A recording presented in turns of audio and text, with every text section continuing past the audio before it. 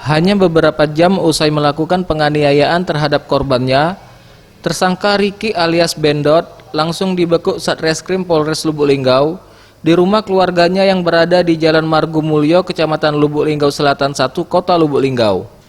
Diketahui tersangka nekat melakukan penganiayaan dengan menusuk korban hanya lantaran hal sepele, yakni pasal tali jemuran, di mana korban yang mengontrak di bedeng milik tersangka di Jalan Bukit Kabak, Kelurahan Dempo, Kecamatan Lubuk Linggau Timur 2 tersebut sempat cekcok mulut lantaran jemuran tersangka dibongkar korban.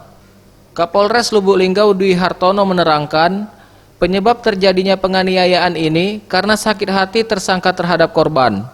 Istrinya ini ditegur oleh saudara Rasid sorenya, ditegur masalah ngikat tali jemuran, cuma diingatkan aja sama si Rasid itu.